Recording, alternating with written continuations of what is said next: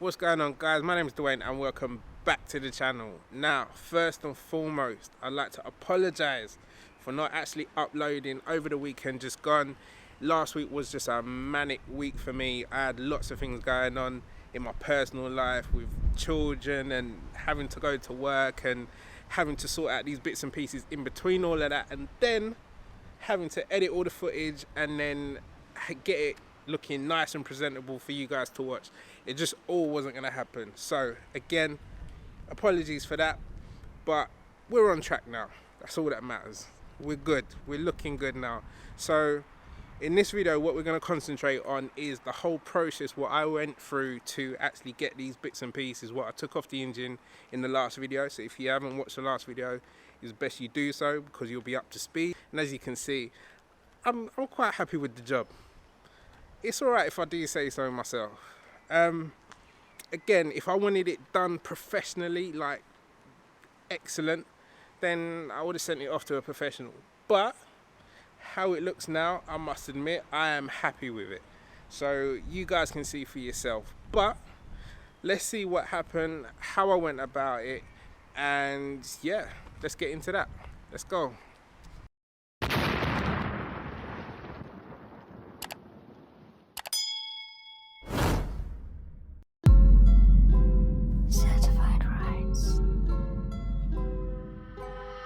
So guys, to be honest, there's nothing really complicated about the whole process. I mean, the first step that I took was basically to get a wire wheel and put it onto a drill and go around all your parts just to get rid of all the loose rust. So if you're going to use a paint which has anti-rust protection in it, or it's going to convert the rust into something else, then you could consider just cleaning the parts down, not so thoroughly. You just want to get rid of all the loose rust and then just leave the surface rust there, because your paint will take care of, you know, the rest of the job. But if you're going to be using, say, like a spray primer and a spray paint, then you really need to get busy with your wire wheel and get every last bit of rust off of the surface of your parts so that it doesn't pop up underneath your spray job in the near future. So once I was happy that all the rust was gone off of my parts, I then gave it a nice spray of brake cleaner just to get rid of any loose bits, grease or grime, and then gave it a nice wipe down with a cloth as well. So the next thing I wanted to do is just make sure that everything was prepared for either primer or paint. So in regards to things like the injector cover, inlet manifold, and the engine mount slash top timing belt cover and engine mount bolts, I was more than happy with the keyed surface that the wired wheel gave it. So they all went on to get 3 coats of satin clear coat, which I'll go into why I chose that finish a little later on in the video. Now in regards to the plastics like the fuse box and all the metals like the ECU covers, the ECU backplate and all the brackets and braces, the key which the wire wheel gave them was a little bit too harsh and scratchy. So I made sure I got a bit of 400 grit sanding paper and rubbed down all the surfaces and got in all the little crevices as best as possible. So guys, I used a high build primer which is perfect for hiding any small imperfections, any small scratches and whatnot which you may have missed or you didn't catch with your 400 grit. I gave it 3 coats of that, obviously giving it time in between each coat. Now again, on the first application I would just give it a nice dusting over.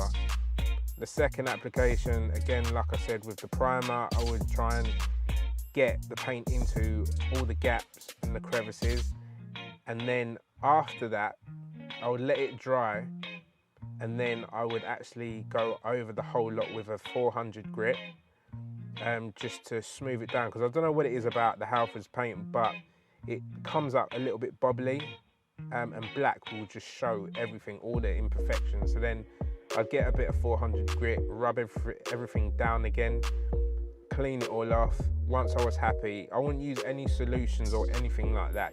I would just use a paintbrush to dust everything off, and then use a rag afterwards to wipe down the surface clean, and then I would give it the final coat, give it a nice even coverage everywhere, guys, and then leave that to dry.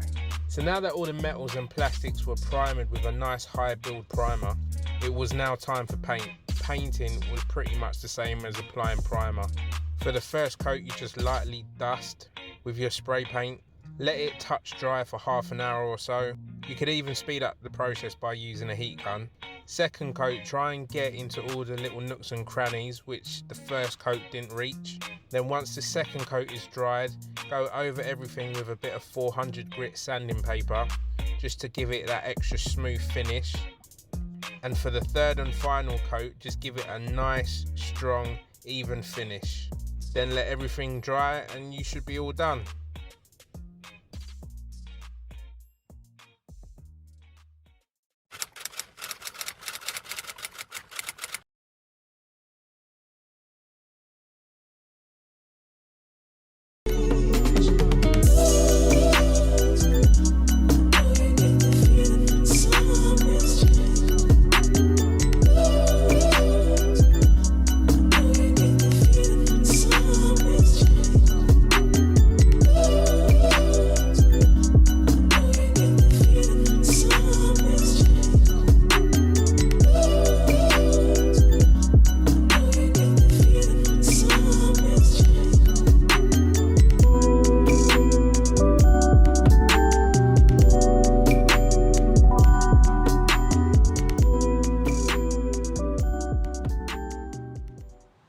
Right guys, so before I end the video there, I just wanted to have a quick chat about, you know, some other little bits and pieces which I didn't include in the clip you just saw.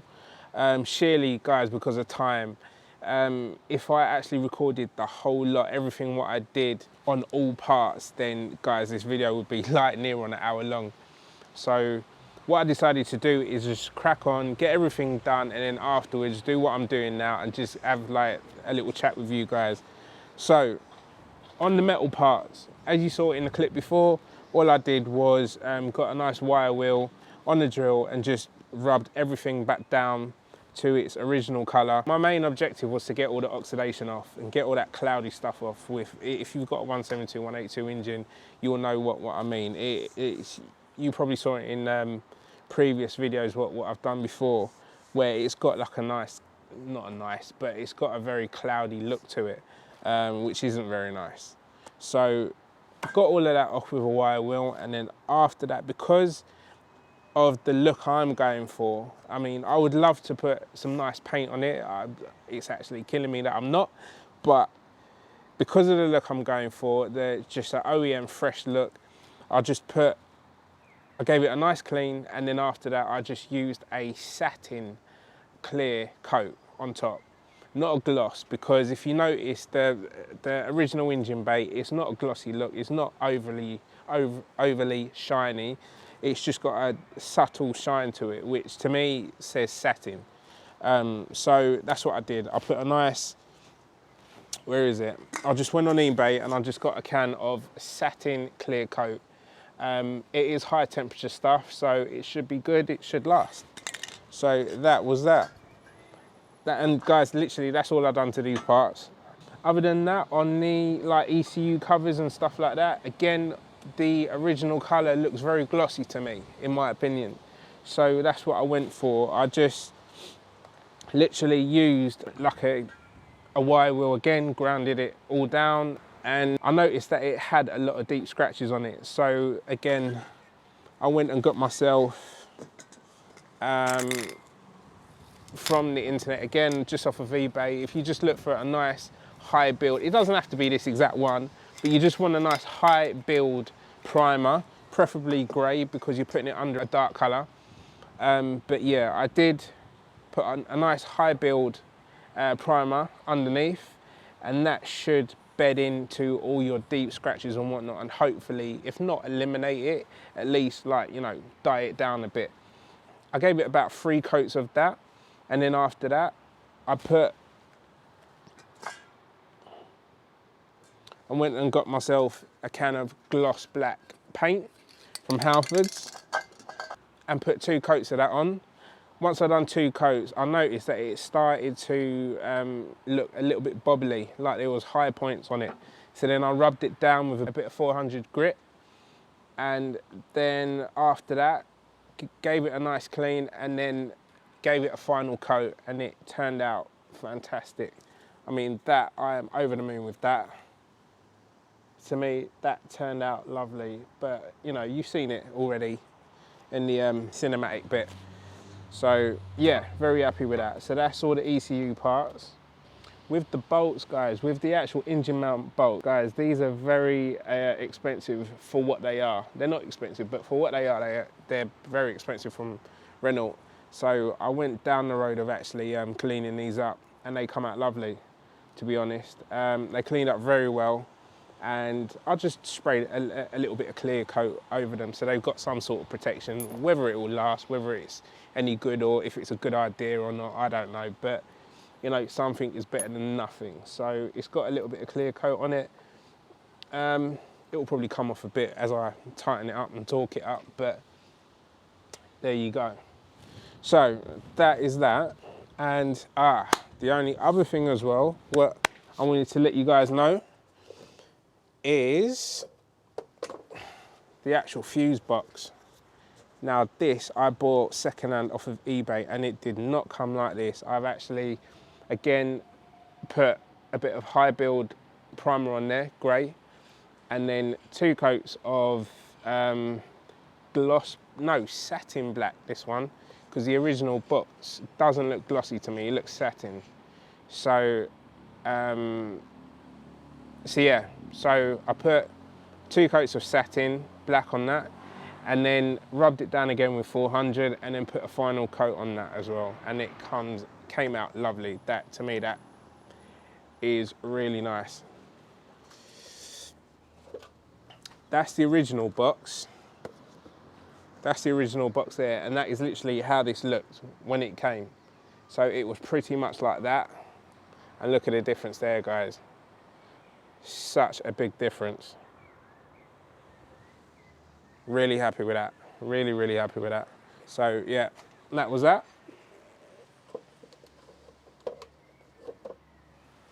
The other thing that I wanted to actually say as well is these are the brackets, like the engine hoist, like points or plates or whatever you want to call it, and that's a bracket which I think, if I remember rightly, supports the airbox as well as the other end of this support bar.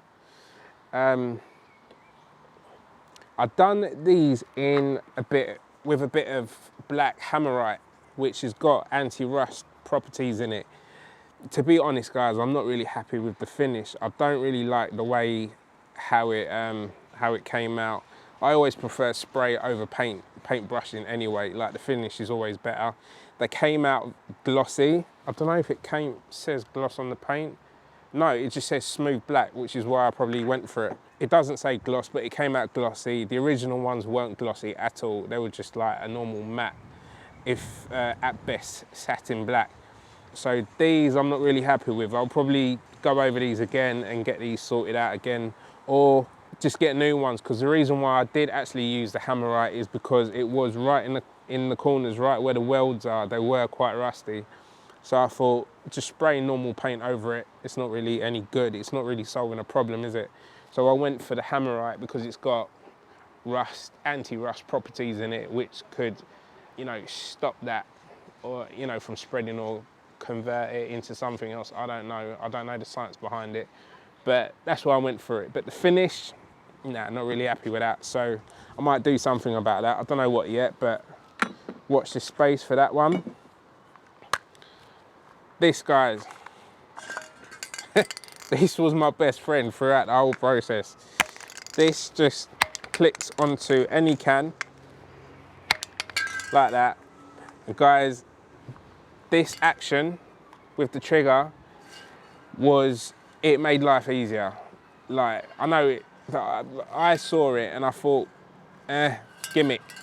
And I thought, yeah, like, I won't bother. But then, I don't actually know why I went for it, but I did actually go for it, and I'm glad that I did pick it up, because doing that all the time, you can see the amount of cans what I went through, you know, it gets a bit much kind of thing. And having the trigger, having this action as opposed to that action, I don't know, it just felt a bit more comfortable, a bit more control.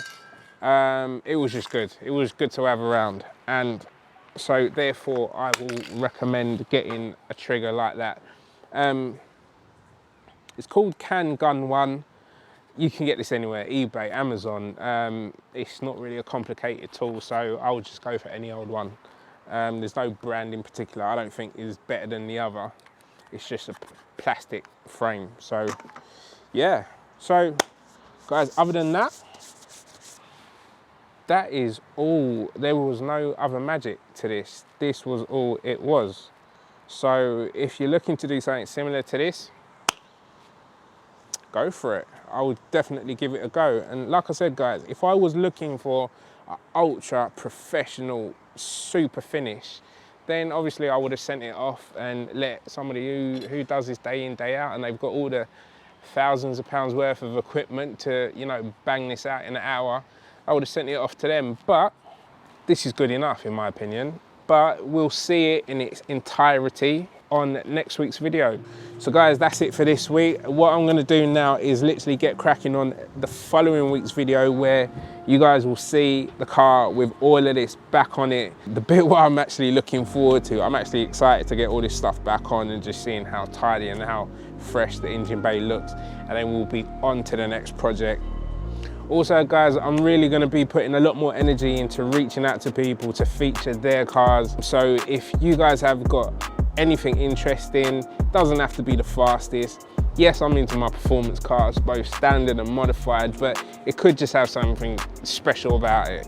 If you've got anything like that, feel free to reach out to me and we'll have a conversation and set something up. Guys, if you would just do the usual, please like, please comment, and please subscribe if you haven't subscribed already, and subscribe if you're watching this for the first time. It will massively help this channel.